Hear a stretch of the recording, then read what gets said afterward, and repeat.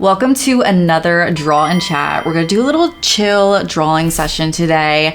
And I really wanted to talk about a post I posted about recently on Instagram, which was about the first time I ever saw my art in Target. And it was such a surreal moment in my career. And a lot of comments I got from you guys was about, how did I do it? How did I get to work with these dream companies?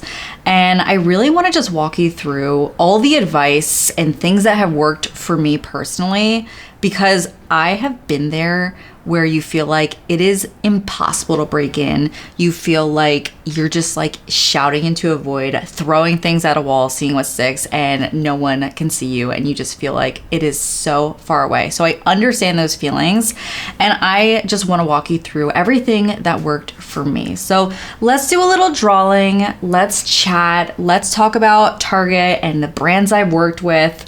And yeah, let's get into it. Just to give a little backstory on this piece before I get into my Target story, sometimes when I just want to paint for fun, I pull up an old piece that I never finished, didn't like where it was going, and I'm just gonna rework it so I don't have to start totally from scratch on something. But this piece has been sitting in my iPad for probably a year and I hate it. So we're gonna work on it. I posted on Instagram recently about the first time I saw my art featured on packaging in Target. And it was such a huge milestone in my career.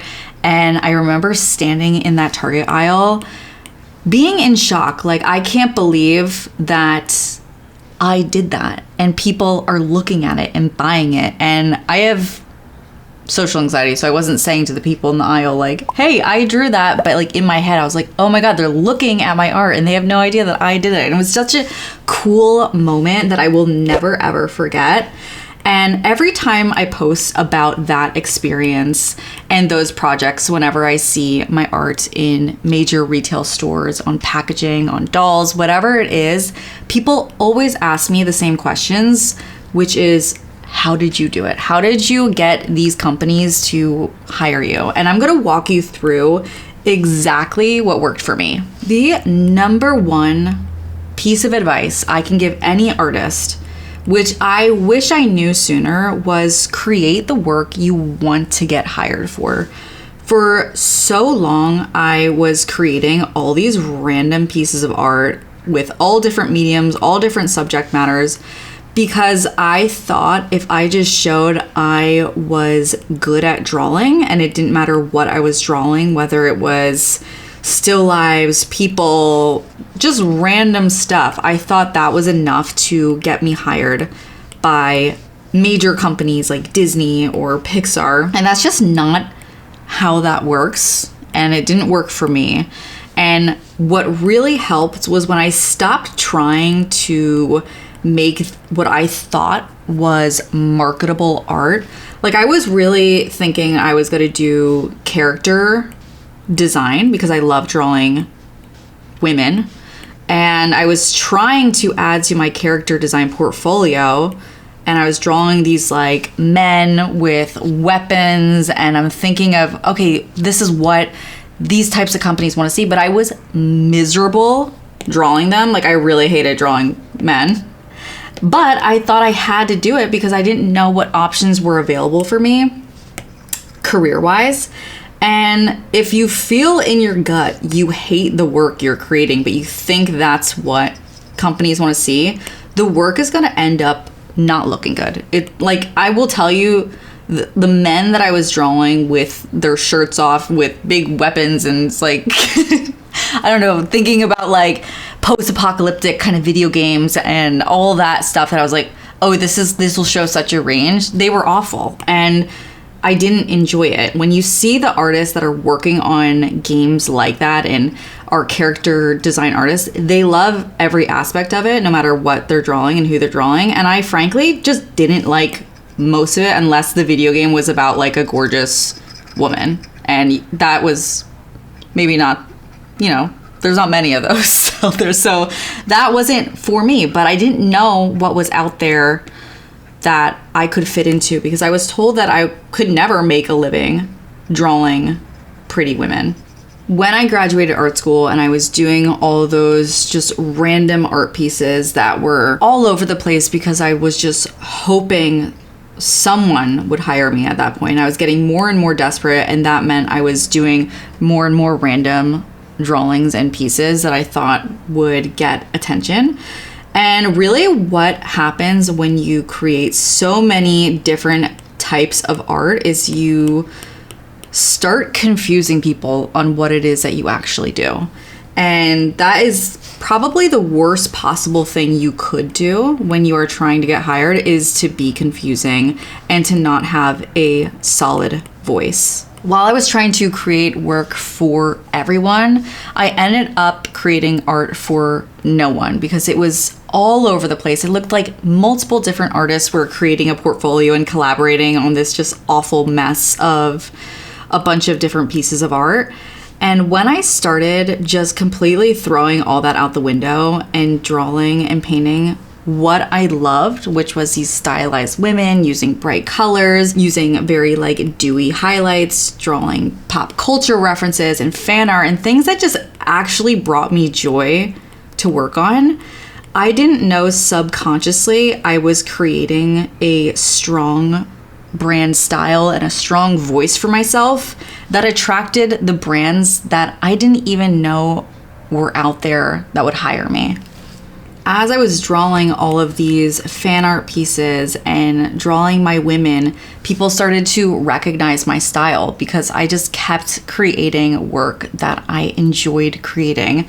And I was also getting a lot better at painting these things and trying new styles and pushing myself outside of my comfort zone while also still very much enjoying what I was doing.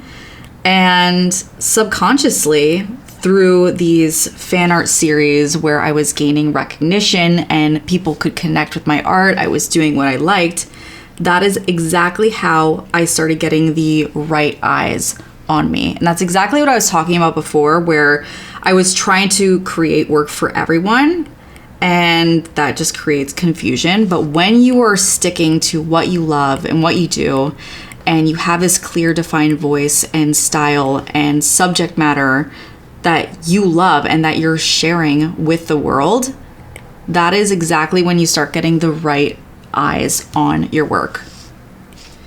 In that similar vein of creating the work that you want to get hired for, which is literally creating evidence that you can do the work. If they're looking for an artist or illustrator or designer to do something, they can immediately look at your page and be like, oh, they're already doing it. I want them. This would fit perfectly. Yes to this person.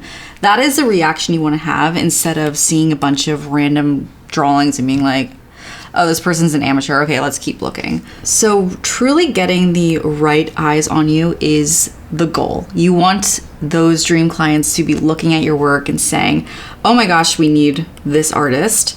And I love telling this story because it is so almost unbelievable. I wouldn't have believed it myself, but I am a true believer in just shooting your shot. You truly never know when an opportunity is going to fall into your lap, but you also want to plant the seeds. So back in, I want to say 2020, I reached out to one of my dream clients that was a complete just shot in the dark, no connections. They've never interacted with me or my page. And I've cold emailed them before, heard no response. So I thought, okay, let me just like send a DM and say, hey, I'm a freelance illustrator.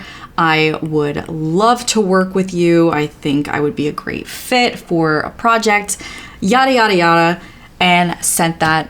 Didn't hear anything from them for an entire year. And out of the blue, a full year, maybe even longer than a year later, they responded to that DM and were like, hey, we would love to hire you for a project. Like, what's your email? And I couldn't believe it, because I always thought if someone didn't answer me, honestly, within a couple days, it was just not happening. So I am such a firm believer in planting those seeds, because you truly never, ever know. I always view when I'm doing outreach to different companies that I want to work with, if I don't hear back from them or it's a no, I actually don't view it as rejection or a full no. I just think of it as a not yet. And I think that's a really good distinction to have as an artist and not to take it personally, because sometimes it truly is just wrong timing. It has nothing to do with your skill level, who you are, what you do. You could be the perfect person, but they just don't have the right project at that point. So you want to keep in touch and keep trying, and you truly just never know what comes of it. But just being the like squeaky wheel and popping up and reminding them who you are and creating visibility so they're like, oh yeah, we know this artist. Okay, let's keep her in the back of the mind, and maybe for the next project we'll reach out. But consistency with outreach is really important. And I also think with outreach too, because I really haven't had much luck just cold emailing people.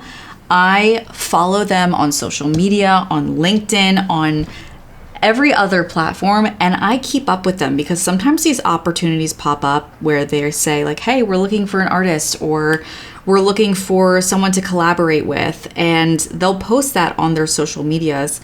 So it's really good to keep tabs on those companies and get a clear understanding of who you want to work with and knowing what they're up to, what they're doing.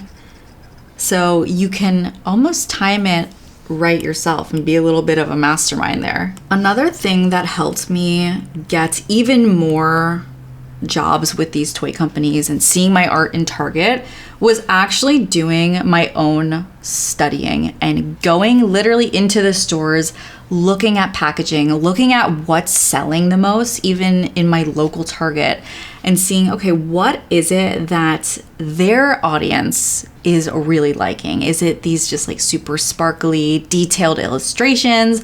Are things a little bit more clean and vector looking?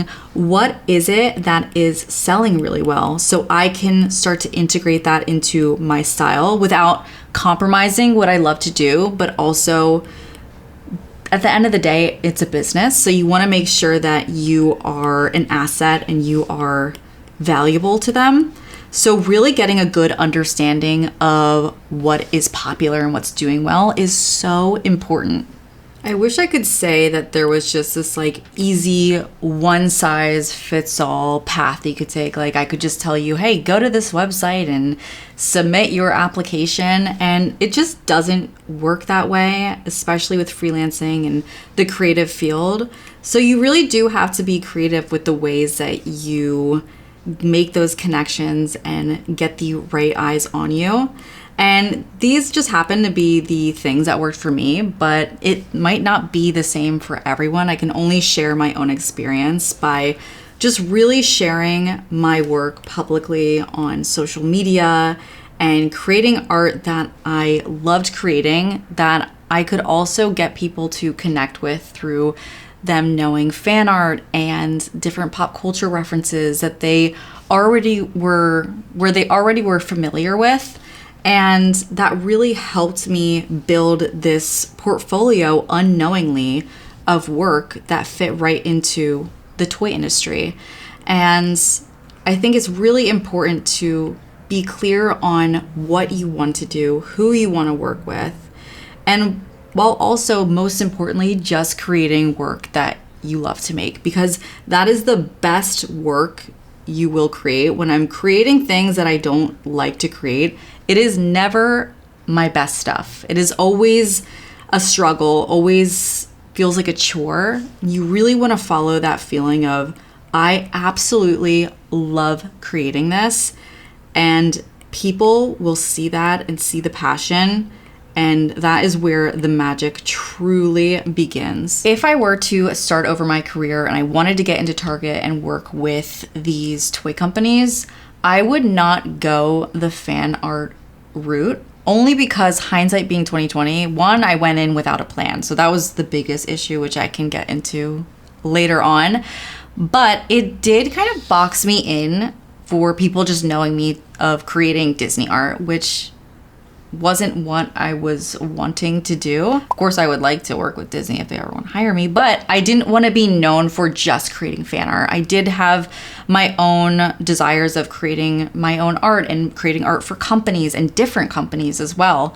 And what I would do if I were to start over would be creating fake mock projects for my dream companies. So toy packaging, creating a fake line of dolls that I've created, and how I would create packaging from them and marketing materials with research I did on what's popular, and also combining that with what I already love to do and the aesthetic that I love.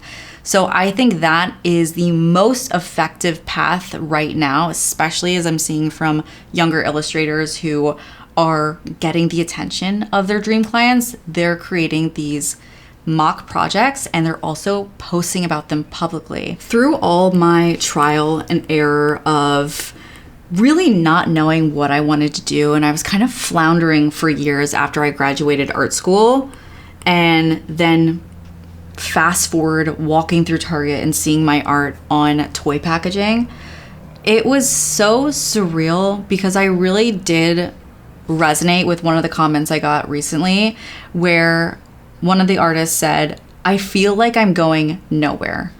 And that really hit me because I know that exact feeling of feeling like you were shouting into the void, and you look at these artists who are doing jobs that you want to do, and you're like, how can I ever get there? How can I go from this to this? And I feel like I love talking to students and other artists that I know exactly the feeling. I was exactly thinking those thoughts when I would look at other artists on social media and be like, I don't think I can ever do what they're doing. How did they make those connections?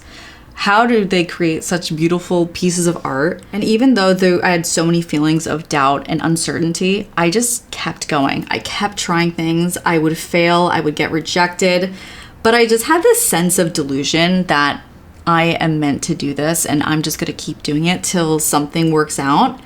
And it really has. And I think really going through so many mistakes and rejection, I have this just so much knowledge to share with other artists of what I would do differently, what I did that actually worked. And I love sharing that because I felt like there was such this feeling of gatekeeping in the creative community where people were succeeding and they were really like quiet about it.